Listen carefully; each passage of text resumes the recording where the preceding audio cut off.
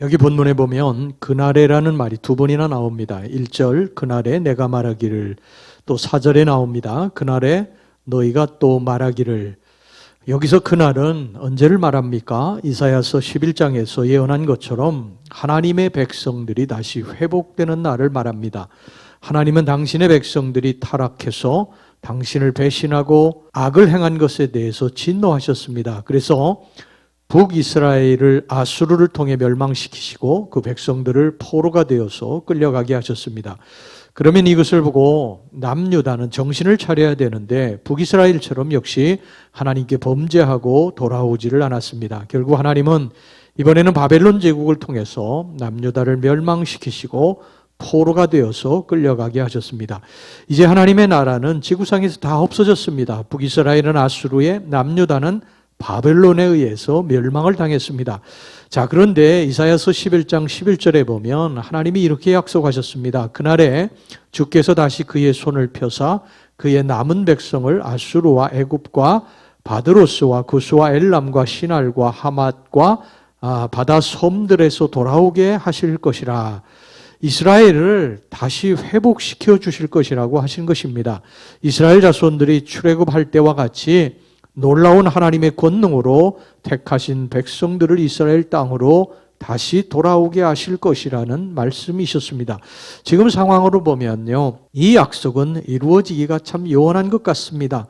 당시에 바벨론 제국은 해가 지지 않는 나라였고 그 세력은 엄청났습니다. 하지만 하나님은 그 백성들이 그날에, 즉 하나님이 약속하신 날에 돌아오게 될 것이라고 말씀하시면서 그날에 온 이스라엘 백성들이 하나님을 찬양하고 감사하게 될 것이라고 하셨습니다.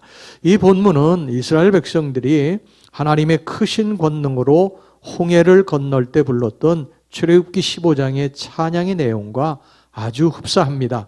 우리가 이러한 본문의 찬양에서 주목할 내용은 1절입니다. 그날에 내가 말하기를 여호와여 주께서 전에는 내게 노하셨사오나 이제는 주의 진노가 돌아섰고 또 주께서 나를 아니하시오니 내가 주께 감사하겠나이다 할 것이니라.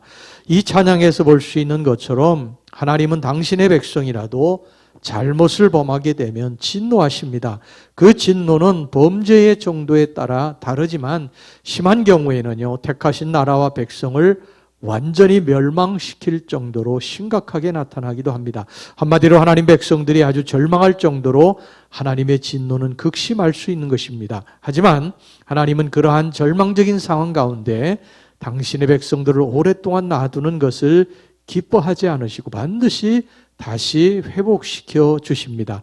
그래서 그들로 하여금 주께서 전에는 내게 노하셨사오나 이제는 주의 진노가 돌아섰고 또 주께서 나를 아니하시오니 내가 주께 감사하겠나이다. 이렇게 찬양을 부르게 하십니다. 결국 이러한 사실을 통해서 우리가 알 수 있는 것이 무엇입니까? 첫째, 하나님은 당신의 택한 백성이라 하더라도 죄를 미워하시기 때문에 죄를 지으면 어쩔 수 없이 징계하신다는 것입니다. 우리가 범죄했을 때 아무런 일도 일어나지 않는다고요, 괜찮다 그러면서 계속해서 죄를 지으시면 안 됩니다. 하나님이 우리의 죄를 모르시는 것이 아닙니다. 우리가 돌아오기를 기다리시는 거죠. 참고 기다리시는 것이지, 여러분 하나님이 모르셔서 우리의 죄악에 대한 심판을 금방 하지 않는 것이 아닙니다. 우리의 죄를 눈여겨보시다가 우리의 죄가 하나님께 계속 올라가 쌓이게 되면 그때 무서운 하나님의 심판이 시작이 됩니다. 요나 때에 죄악의 도성 니느웨가 그랬습니다. 니느웨의 죄악이 하나님께 상달이 되었다고 말씀을 했습니다. 이 상달이라고 하는 말은요, 영어로 come up, 위로 올라와 쌓였다고 하는 말입니다. 죄도 하나님께 쌓이고 기도도 구제도 하나님께 쌓입니다. 사도행전 10장 4절에 보면 고넬료의 기도와 구제가 하나님 앞에 상달되었다고 기록하고 있습니다. 고넬료가 주목하여 보고 두려워 이르되 주여 무슨 일이니까? 천사가 이르되 네 기도와 구제가 하나님 앞에 상달되어 기억하신 바가 되었으니, 이 상달, come up, 위로 올라가서 쌓였다는 거예요. 또 출애굽기 2장 23절에 보면 애굽에서 고통당하던 이스라엘 백성들의 부르짖음이 하나님께 상달되었다고 말씀을 하고 있습니다. 여러 해 후에 애굽 왕은 죽었고 이스라엘 자손은 고된 노동으로 말미암아 탄식하며 부르짖으니 그 고된 노동으로 말미암아 부르짖는 소리가 하나님께 상달된지라. 죄가 쌓이고 기도와 구제도 계속 쌓이는 것입니다. 여러분, 죄가 쌓이면요 하나님의 심판이 시작되고 기도와 구제가 쌓이면 하나님의 축복이 시작이 됩니다.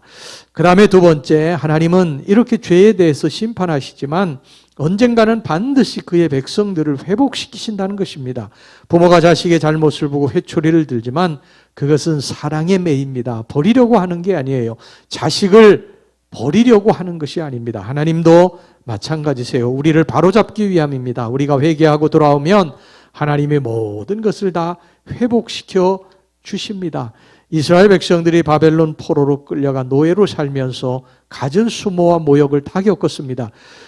그제서 그들은 자신의 조상들과 자신들이 잘못돼서 하나님이 이런 심판을 내리셨다고 하는 사실을 깨닫고 철저하게 회개합니다. 그 결과 그들은 회복되었습니다. 하나님이 바벨론 시대를 끝내고 파사제국을 여신 것입니다. 여러분, 누가복음 15장에도 탕자가 아버지 집을 떠나서 허랑방탕하다가 하나님이 심판을 받고 완전히 거지가 됐는데 아버지께로 돌아오니까 아버지가 그를 회복시켜 주시지 않습니까? 아들로 회복시켜 주시지 않으세요? 여러분, 하나님은 우리를 징계해서 절망케 하시기도 하지만요, 이것은 우리를 돌이켜 회개하게 하기 위함입니다. 이 세상 그 사랑하고 의지하던 사람들을 하나님 한 분만 의지하고 살도록 만드시는 것입니다. 그러므로 우리가 살면서 고통스러운 상황에 처할 때 우리 자신을 가만히 살펴보고 이것이 혹 내가 잘못돼서 하나님 앞에 범죄해서 하나님의 심판으로 온 것은 아닌가 생각해서 범죄한 것이 생각나거든요. 철저하게 회개하고 하나님께로 돌아오시기를 바랍니다. 그러면 하나님이 축복을 다시 회복시켜 주시고 우리의 입술에서 찬양과 감사를 회복시켜 주실 줄로 믿습니다.